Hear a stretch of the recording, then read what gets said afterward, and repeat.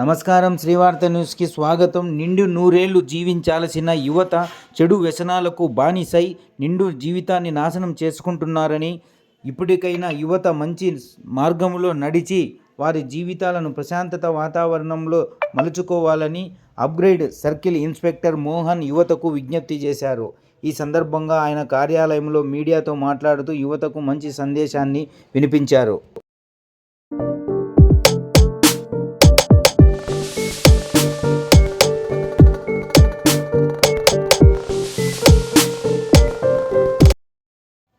నేను Kadiri rural సిఐగా charge తీసుకున్నాను.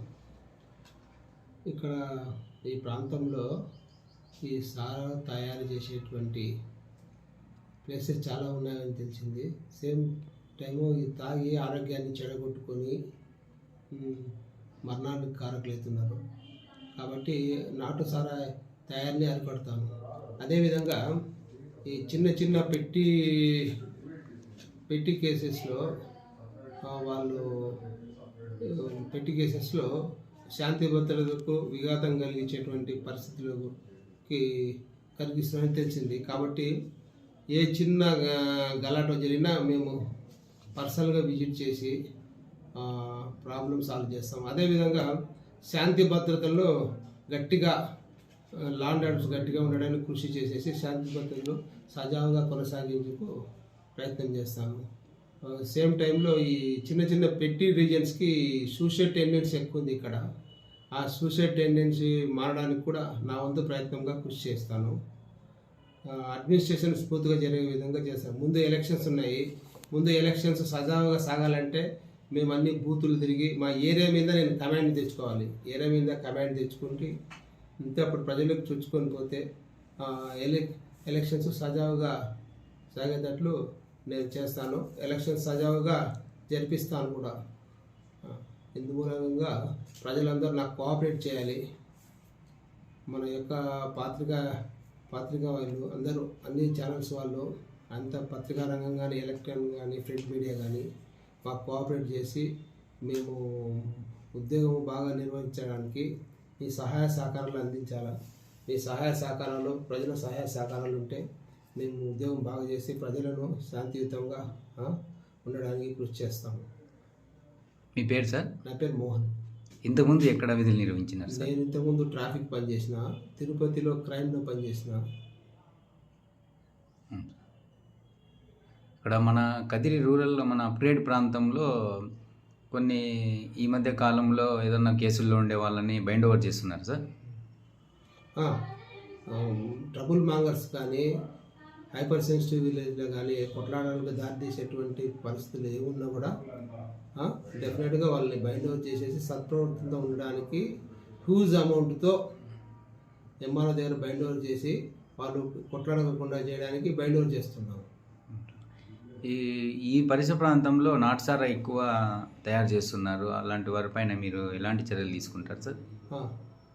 మాకు ఇన్ఫర్మేషన్ వచ్చిన వెంటనే అక్కడికి పోయేసేసి ఆ తయారు చేసేటువంటి పరికరాలని సీజ్ చేస్తాము. దానికి కారకులైనటువంటి వ్యక్తుల్ని కూడా అరెస్ట్ చేసి కేసు రిజిస్టర్ చేసి రిమాండ్ పంపిస్తాం. సేమ్ టైంలో కౌన్సిలింగ్ చేస్తాము. వాళ్ళు కౌన్సిలింగ్ చేసి మీరు మారండి, ఇది మంచి పద్ధతి కాదని చెప్పి మారేటట్లు కూడా చేస్తాం. అవేర్నెస్ కలగజేస్తాం. ప్రజలకి ఏమన్నా మీరు మంచి సమాచారం ఇవ్వదలుచుకున్నారు సార్? ప్రజలు మా దగ్గరకు వచ్చి వాళ్ళ సమస్యలు ఏమైనా ఉంటే పోలీస్ స్టేషన్కి వచ్చి పరిష్కారం చేసుకొని ఫ్రెండ్లీ పోలీసింగ్ ఉండాలి. మా వల్ల మీరు లాభ పొందాలి కానీ కేసులు పెట్టుకొని అనవసరంగా కోర్టుల చుట్టూ పోలీస్ స్టేషన్ చుట్టూ తిరిగితే బాగుండదు. మీ టైం వేస్ట్. మీరంతా కష్టపడి పనిచేసే బతికే వాళ్ళు పోలీస్ స్టేషన్ చుట్టూ కోర్టు చుట్టూ తిరిగితే మీ టైం వేస్ట్, డబ్బులు వేస్ట్. ఆ రోజు మీరు పని వదులుకొని పోలీస్ స్టేషన్కి రావాలి, మీ పని వదులుకొని కోర్టుకు పోవాలి. ఈ విధంగా చేయడం వల్ల మీ యొక్క డబ్బులు ఖర్చు చేయడం కాదు, ఆ రోజు టైం అంతా వేస్ట్ అవుతుంది. దయచేసి ప్లీజ్ ఎవరు కొట్లాడుకోకండి. గ్రామంలో మీకు ఏదైనా సమస్య ఉంటే మా పోలీస్ స్టేషన్కి రండి. మేము పరిష్కారం చేస్తాము. అంతేగాని శాంతి భద్రతలు మీ చేతిలోకి తీసుకొని కొట్లాడుకొని కేసులు పెట్టుకున్న వల్ల మీకు మంచి కాదు కదా, చెడు జరుగుతుంది. ప్లీజ్ దయచేసి ఏమున్నా మా దృష్టిలో పెట్టండి, మేము పరిష్కారం చేస్తాం. నాటు సారా తాగడం కానీ, లిక్కర్ డ్యూటీ పెయిడ్ లిక్కర్ కానీ, నాన్ డ్యూటీ తాగి గలాటలు పడుతున్నారని చెప్పింది. అదేవిధంగా ర్యాష్ డ్రైవింగ్ చేస్తున్నారు. హెల్మెట్ పెట్టుకోకుండా ర్యాష్ డ్రైవింగ్ చేసి వాళ్ళు మరణానికి కారకులు అవుతున్నారు. ఎంతో కష్టపడి పెంచి పెద్ద చేసిన తల్లిదండ్రులకు మధ్యలోనే కడుపు కోత మిగిలిస్తున్నారు. ప్లీజ్ దయచేసి మందు తాగడం మానండి. అదే విధంగా సెల్ ఫోన్ మందు తాగడము, సెల్ ఫోన్ డ్రైవ్ చేయడము, ట్రిపుల్ రీడింగ్ చేయడం చేయకండి. దయచేసి ఎందుకు చెప్తున్నారంటే మీ వెనక మీ అమ్మ నాన్న మీ ఫ్యామిలీ ఉంది. మీరు ఏదైనా జరిగిన తర్వాత వాళ్ళు రోడ్డు మీదకి వస్తారు, వాళ్ళు ఇబ్బందులు పడతారు. దయచేసి మీరు మందు తాగడం మానుకోండి. సెల్ ఫోన్ డ్రైవింగ్ అది కూడా మీకు ఏదైనా ఫోన్ వస్తే నిలబడి మాట్లాడండి. సేమ్ టైంలో హెల్మెట్ పెట్టుకోండి. ఒక్క 300 రూపాయలు హెల్మెట్ పెట్టుకుంటే మీ జీవితాన్ని కాపాడుతుంది. హెల్మెట్ పెట్టుకొని ధరించినప్పుడు యాక్సిడెంట్ జరిగితే ఎటువంటి ప్రమాదం జరగదు. కాబట్టి మీరు హెల్మెట్ లేని బయటికి పోకండి. సేమ్ టైం ట్రిపుల్ రీడింగ్ పోకండి. సెల్ ఫోన్ డ్రైవింగ్ చేయకండి. సెల్ ఫోన్తో డ్రైవ్ చేస్తూ మాట్లాడకండి. మీ యొక్క ఎంతో ఖరీదైనటువంటి ప్రాణాన్ని యాక్సిడెంట్కి స్పీడ్గా పోవడం వల్ల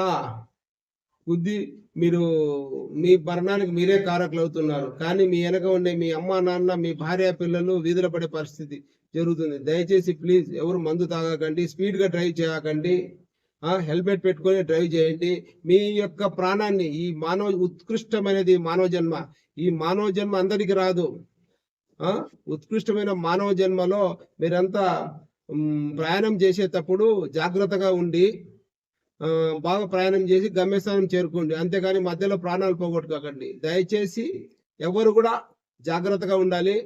సేమ్ టైంలో ట్రిపుల్ రీడింగ్ చేయకూడదు, సెల్ ఫోన్ డ్రైవింగ్ చేయకూడదు, హెల్మెట్ పెట్టుకోవాలి.